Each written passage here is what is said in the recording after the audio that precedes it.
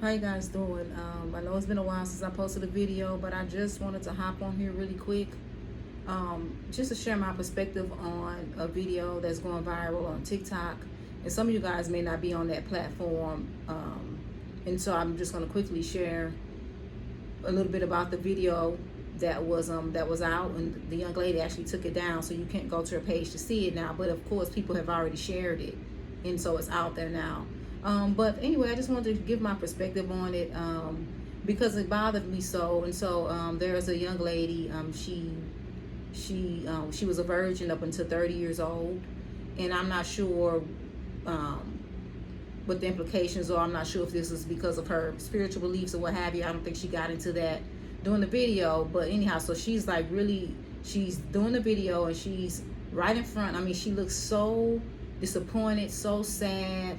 I mean, it's very disturbing. It's almost as if somebody needs to check on her. You know, if she had family or someone who had seen this video, I would definitely be trying to give her a call and stop by to see her, because she looked very just blank and just very disappointed. But anyhow, so she talks about how she saved herself until she was 30. She was a virgin until she was 30.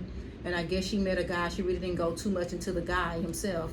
And she met a guy, and I'm guessing that he promised that, you know, he would be with her, that have a commitment. He wanted to have kids and things with her. So she ended up giving up her virginity to this man.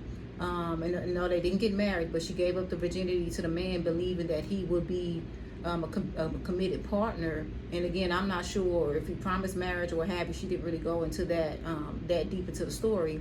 And he ended up so they of course had sex, and she ended up pregnant and a single mother. So whoever this man is, he just, you know, she calls it deception. He deceived her and left her as a single mom. And so she just kind of describes just the sadness she feels, and you can see it all through her face. Like I said, that she had waited for so long to do the, you know, to make the right decision, and just to save herself. Again, I'm not sure if she was saving herself to marriage, but to save herself for someone that she deemed that would be committed and that would be there in the long haul, and I guess eventually would marry her. And just right off, so he had, you know, again, they had sex, and she ended up becoming pregnant, and he's gone, and he left her. And so the challenge is, and I feel sorry for the young lady, and I really do pray that she, you know, gets out of grief, and she gets out of shame or guilt, you know, if that's what she's feeling, embarrassment, rejection, and all of that, and, you know, and get back on track with her life, because she has a little one now who's very special. But my point, that's not my point. My challenge with the video was that there were so many comments and so many different opinions, and everybody had their own, you know, everybody's welcome to their own opinion. But there was something that disturbed me. There was a lot of comments, and even people who reposted and did their own perspective about the video, and saying that, you know, she was, and I'm going to use the good girl term for just lack of a better term. I'm not really privy on that term. The good girl or the good guy, in a sense of, you know, just making it an idol, or, you know, just talking about perfection, because we're not talking about perfection here. But I just say, if you're thinking about the good girl or the good guy, these are just people who made good decisions, you know, godly decisions in certain areas in their lives, and in hopes of being able to receive or get the consequences of, you know, of good things. You know, you sow good things and you expect to get good things, and that is very much true. But unfortunately, what happened was that there is now a narrative on this young lady's post. Of course, you got people in there that don't believe in God, atheists, you know, people that, you know, that says God, you know, just don't believe, and they're saying this is what you get, blah, blah, blah. And they're not being not in a like daunting way to her, but just saying, this is why I don't go to church, this is why I don't follow religion and all of that, because religion teaches you this, the church will have you, you know, it's just all these things about that. And so that's a whole nother story. But what bothered me so was the narrative that the good girls finish last, or the good girls end up not, you know, getting the reward, or it's not worth it being the good girl, it's not worth it making these good decisions along the way, because you're not going to get what you thought you would get, that God is not going to come through on what he said he would come through on. And that bothered me so. And I understand certain perspectives, you know, because a lot of people are saying that, you know, in some instances, the purity culture, the church culture, taught, you know, this quote unquote fairy tale that if you do X, Y, Z, there comes this this husband, and everything's gonna be great. And that didn't happen for everybody at a certain stage, and it's not happening for everybody. And so now people are questioning God Himself, and that's the problem I have, because I think a lot of times we confuse God with people, and we filter God in with people. And the challenge with that is that, and then of course we have idolatry and all of that to play, because now we only seeing, we only knowing God or seeing God through other people. And of course, I mean, that's not a bad thing. We have leaders and things. We should see, aspects of God through his children, his leaders, and the people He set forth in purpose. But there's nothing like the relationship you have with Him yourself. And I think a lot of times, people have been taught about God through other people, and they settle just for learning about God through other people and not learning about God for themselves. We all have different journeys. We all have personal journeys. And so my problem with this is that people are blaming God, and people are blaming His word for, just like He doesn't come through, like He's a liar. He's not going to bless His people for being obedient. And that's not the case. We all make decisions. Nobody knows really the full story of any decisions we made, nobody but us and God. And so I don't want to even get into the judgmental part of it. There's so many factors, so many different things going on with, with everybody, especially in regards to relationships and marriages and so forth. So I'm not going to get into her choice and all of that at this point. What I'm saying is that I don't like how it's been depicted as, oh, I did what God told me to do.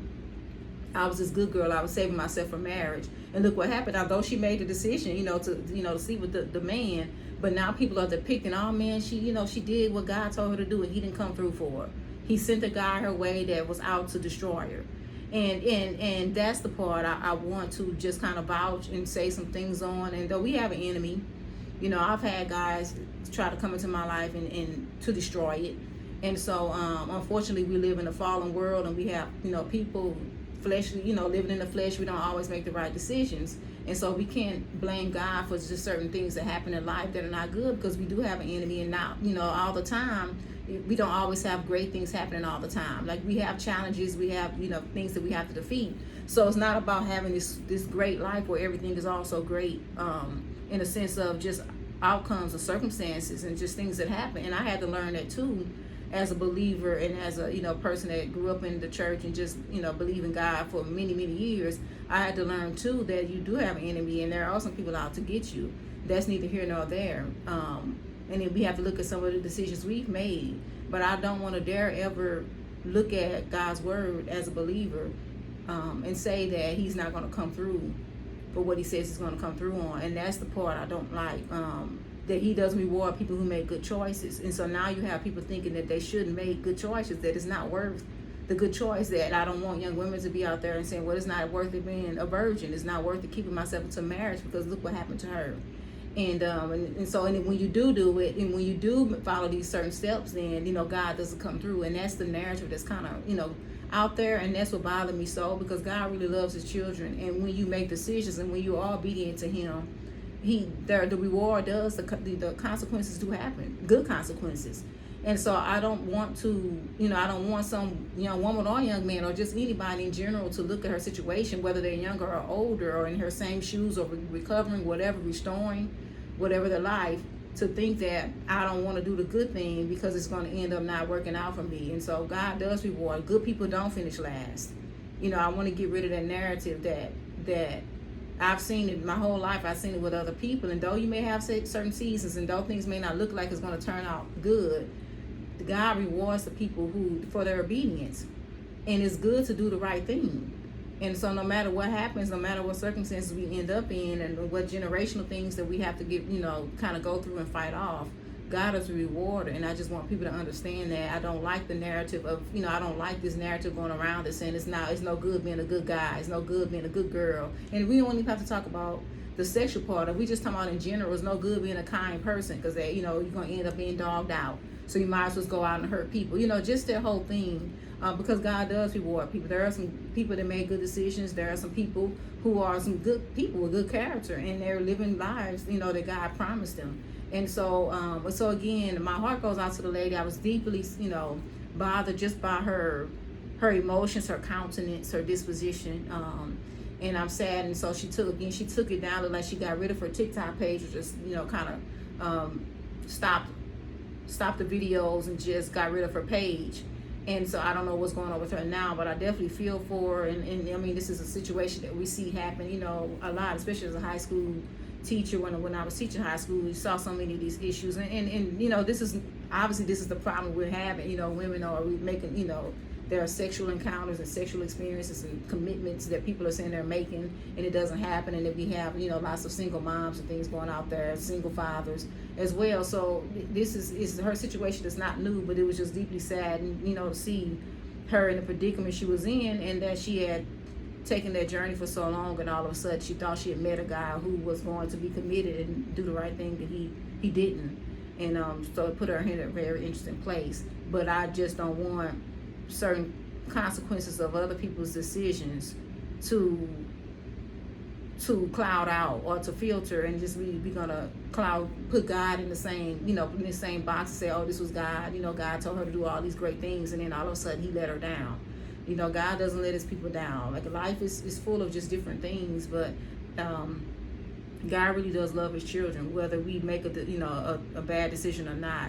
And I don't want, you know, the world to get to a point where we've allowed the evil system, the world system, the enemy, to depict goodness and doing the right thing as a bad thing and not worth it because of, you know, just circumstances and the decisions of other people.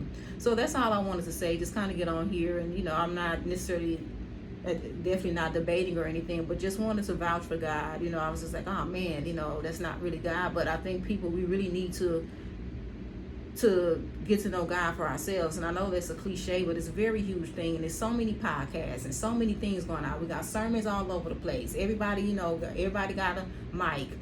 And we got people that, you know, prophesying, you know, all this kind of stuff is happening. And so it can be hard to really filter all that out and really get to God for ourselves, you know, and talk to God for ourselves, because he's really there and he will talk to you. He will tell you the decisions to make. You'll be in the word. You can learn about him on, you know, on your own. Of course, we have leaders and we have churches and pastors. I'm always for supporting that and having a community and having people, you know, to teach and help us.